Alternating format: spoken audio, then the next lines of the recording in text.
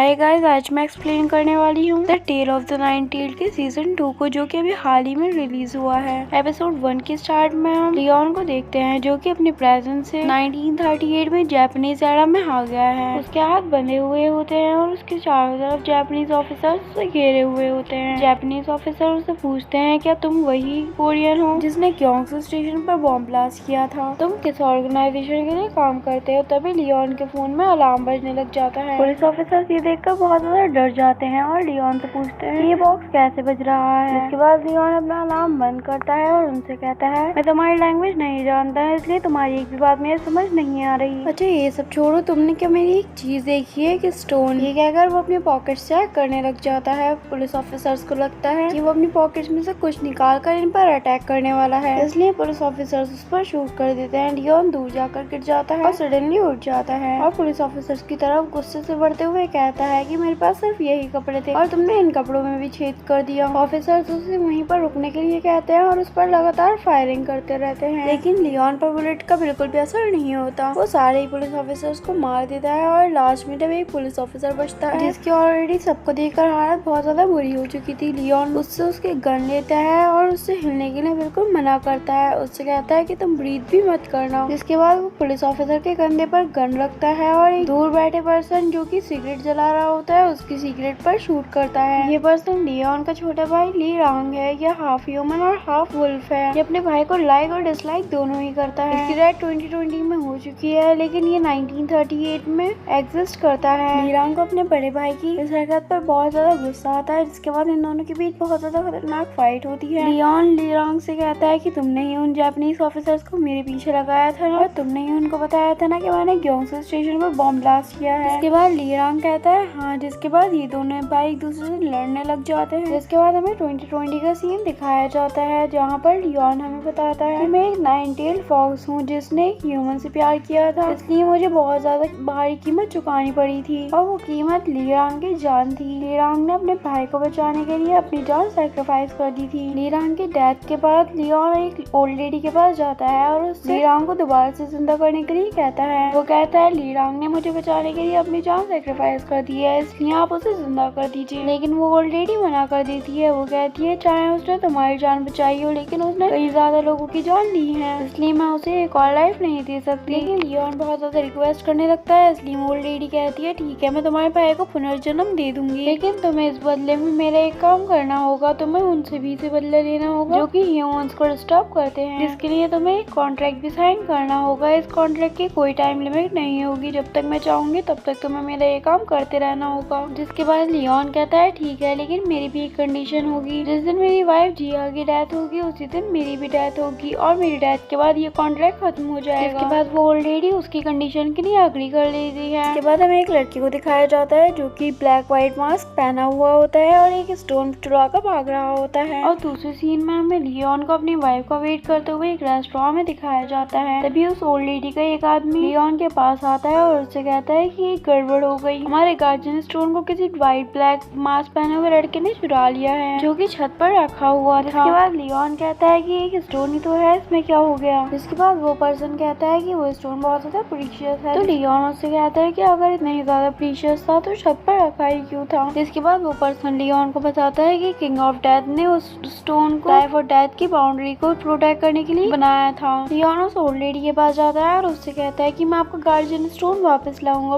बस आप मुझे इतना बताइए कि वो पर्सन गार्जियन स्टोन को लेकर भागा कहाँ है। जिसके बाद वो ओल्ड लेडी लियोन को एक दरवाजा दिखाती है और उससे कहती है तुम्हें इस दरवाजे के उस पार जाकर उस गार्जियन स्टोन को लाना होगा और तुम्हारे पास टाइम लिमिट है, तुम्हें सनराइज होने से पहले वापस आना होगा। जिसके बाद ओल्ड लेडी उसे एक वॉच भी देती है और उस दरवाजे के उस पार जाने के लिए कहती है। तभी लियो जो कि लियोन का राइट हैंड है, वो भी उस दरवाजे के उस पार छलांग लगा देता है। लियोन दरवाजे के उस पार छलांग लगाने के बाद अपने आप को जापान में पाता है। वहाँ पर वो एक ओल्ड लेडी से मिलता है जो कि उससे कहती है कि तुम पिछले ही साल चिन्हियों के साथ भागे थे, अब तुम फिर से यहाँ पर आ गए। तभी लियोन की नजर उस राइट व्हाइट मास्क वाले लड़के पर पड़ती है। उसके बाद लियोन उस लड़के के पीछे उसको पकड़ने के लिए भागता है। दूसरी तरफ हमें एक लेडी को दिखाया जाता है जो कि क्योंगसू स्टेशन पर बॉम्ब ब्लास्ट करने के लिए वहाँ पर आई होती है। तभी वहाँ पर लियोन राइट व्हाइट मास्क वाले लड़के का पीछा करते करते आ जाता है। तभी वहाँ पर बॉम्ब ब्लास्ट हो जाता है, जिसकी वजह से वहाँ पर लोग भागने लगते हैं और राइट व्हाइट मास्क वाले लड़के के हाथ से वो गार्जियन स्टोन नीचे गिर जाता है। तभी एक चोर गार्जियन स्टोन को उठा लेता है और वहाँ से भागने लग जाता है। लियोन भी उसका पीछा करते करते भागने लग जाता है। वो उस चोर और उसके साथियों का पीछा करने लग जाता है और उन पर शूट करता है, लेकिन उन पर बुलेट्स का बिल्कुल भी असर नहीं होता। ये देखकर लियोन बहुत ज्यादा शॉक होता है और सोचता है क्या ये लोग भी ह्यूमन नहीं है। इसके बाद वो उस चोर का पीछा करते करते एक जगह पर पहुंच जाता है। इसके बाद लियोन उस चोर को पकड़ लेता है और उससे कहता है कि तुम्हारा मेरे सामान चुराने की हिम्मत कैसे हुई। तभी वहाँ पर उस चोर का बॉस आता है जो कि कोई और नहीं ली रांग होता है। जिसके बाद ली रांग लियोन पर हमला करने लगता है, लेकिन लियोन ली रांग को हक कर लेता है और कहता है क्या तुम इस एरा में जिंदा हो। लेकिन ली रांग एक बार फिर से लियोन पर हमला करने लग जाता है, लेकिन लियोन उसे पकड़कर बांध देता है और उससे कहता है कि मैंने तुम्हें बहुत ज्यादा मिस करा, मैं तुम्हें जिंदा देखकर बहुत ज्यादा खुश हूँ, मुझे माफ कर देना, मैंने तुम्हारी केयर अच्छे से नहीं करी। नेक्स्ट सीन में ये दोनों भाई एक साथ बैठे होते हैं। दूसरी तरफ हम उसी लड़की को देखते हैं जिसने बॉम्ब ब्लास्ट किया था। उसके पीछे पुलिस वाले भाग रहे होते हैं, तभी वो एक आदमी से टकरा जाती है और पुलिस वाले उसे पकड़ लेते हैं। लेकिन वो लड़का चिल्लाने लगता है और कहता है कि तुम लोगों की वजह से मेरी सारी बेयर गिर गई। लेकिन तभी आर्मी वाले उस लड़के को मारने लगते हैं। तभी वो लड़का फायर फायर बोलता है और वो आर्मी वाले फायर में जलने लग जाते हैं। इसके बाद हमें उसी बॉम्ब ब्लास्ट वाली लड़की को उस लड़के की प्लेस पर दिखाया जाता है। वो लड़की उस लड़के से पूछती है कि तुम कौन हो। बाद वो लड़का उस लड़की से कहता है कि मैं वही लड़का हूँ जिसे तुम्हें पैसे देने हैं, क्योंकि तुम्हारी वजह से मेरी बेयर गिर गई थी। वो लड़की कहती है अभी तो मेरे पास पैसा नहीं है, लेकिन मैं तुम्हें बाद में पैसे दे दूंगी। वो लड़की उस लड़के को अपना नाम योनो बताती है और उससे कहती है कि मैं एक रिपोर्टर हूँ। बाद वो लड़का योनो से पूछता है कि अगर तुम एक रिपोर्टर हो तो आर्मी वाले तुम्हारे पीछे भाग क्यों रहे थे और तुम्हारे पास से गन पाउडर की भी स्मेल आ रही है, तुमने क्या काम किया है। इसके बाद योनो उस लड़के से कहती है कि अगर मेरे पास से गन पाउडर की स्मेल आ रही है तो तुमने मुझे बचाया ही क्यों। इसके बाद योनो उस लड़के से उसका नाम पूछती है तो वो मोयंग अपना नाम बताता है। इसके बाद हमें नेक्स्ट सीन में उन दोनों भाइयों को दिखाया जाता है, जहाँ पर लियोन ली रांग से पूछता है कि तुम्हारा आदमी है कौन। मैंने उन्हें शूट किया लेकिन वो तब भी जिंदा है। तो ली रांग लियोन को बताता है कि ये मेरी फॉक्स की टीम है।